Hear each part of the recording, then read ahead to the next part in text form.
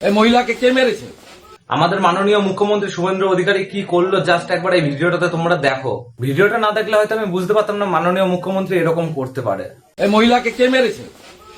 এর বাড়িতে কে গেছিল জানতে চাই। আমি এলাকার বিধায়ক। এই মহিলাকে কে মেরেছে জানতে চাই। এই বাচ্চাকে কে ফেলে দিয়েছে? কে গেছিল এর বাড়িতে? কোন মস্তান? ডাকুন আইসিকে। আপনার আইসিকে ডাকুন। কোন মস্তান আমি দেখতে চাই। শাড়ি ছিঁড়েছে, ব্লাউজ ছিঁড়েছে, ডাকুন। দেখুন, ডাকুন আপনি। ডাকুন আপনি আগে।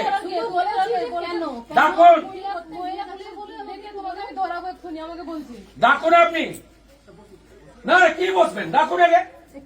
আপনাকে খোঁজ নিতে হবে। সিভিল ড্রেসে গেছিল কোন গুন্ডা? কোন গুন্ডা? কোন জেহাদি গেছিল জানতে চাই।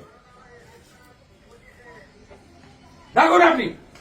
খোঁজ নিয়ে বলুন। গৌরাঙ্গ ঘোড়াকে ধরতে গেছিল, সে আমরা বুঝে নেব।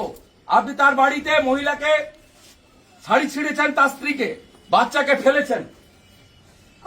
দেখান। সে করাচ্ছে সবগুলো বাড়িতে সিসিটিভি বসাচ্ছে। আমরা আইসিকে ডাকুন। ডাকুন আপনি। আপনি কথা বলতে পারবেন না, আইসিকে ডাকুন। আপনি ডাকুন আইসিকে। ডাকুন আপনার আইসিকে। ডাকুন। করা গেছিল জানতে চাই, তাদের নাম দিতে হবে। সিভিল ড্রেসে পুলিশ যেতে পারে না, বডি ক্যামেরা ছাড়া পুলিশ যেতে পারে না। গুন্ডা হয়ে গেছে। বর্গ যা বলবে, তার বাপ যা বলবে, কলকাতা থেকে তাই করতে হবে।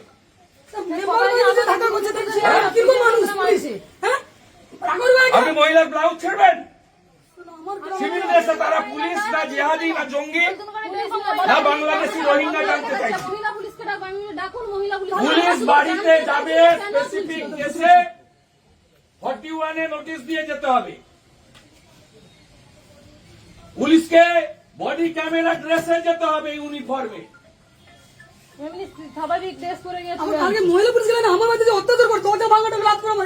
আপনি গৌরাঙ্গ ঘোড়াকে নিয়ে এসছেন, আপনি নিশ্চয়ই নিয়ে এসে যখন থানায় রেখেছেন, কেউ না কেউ থানা থেকে গেছিল। আপনাকে বলতে হবে কারা গেছিল। এইখানে দুজন ছিল, এক্ষুনি দাঁড়িয়ে ছিল। এইখানে দুজন এক্ষুনি দাঁড়িয়ে ছিল। চিনিয়ে দেন না, ছবি তুলে রাখুন।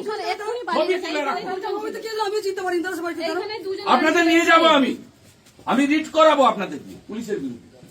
আমরা আইসিকে ডাকুন। কোথায় পালিয়েছে? ডাকুন। সবসময় কথা শোনে না। ডাকুন। সব লোককে তৃণমূল করতে হবে না? সব লোককে তৃণমূল করতে হবে। মেরে দিয়ে পার্টি করবো, মারবো, তারপরে পার্টি হবে। কিছুতেই পারবেন না। যাকে খুশি নিয়ে আসুন, এখানে কিছুতেই পারবেন না। কোন হিন্দু মমতাকে ভোট দিবে না। আপনাকে দিতে হবে না। আপনি যদি চান এখানে আমি বসে থাকি, সেদিকে ধমকে সুজিতকে তুলে দিয়েছেন, আপনার আইসি রংবাজি দেখিয়েছে, আমাকে পারবেন না আপনি। আমাদের মাননীয় মুখ্যমন্ত্রী শুভেন্দু অধিকারী যে গরিবের পাশে এসে এইভাবে দাঁড়াবে আমরা কেউ ধারণা পর্যন্ত করতে পেরেছিলাম না। ভিডিওটা ভালো লাগলে অবশ্যই কিন্তু কমেন্ট বক্সে কমেন্ট করে যাবে।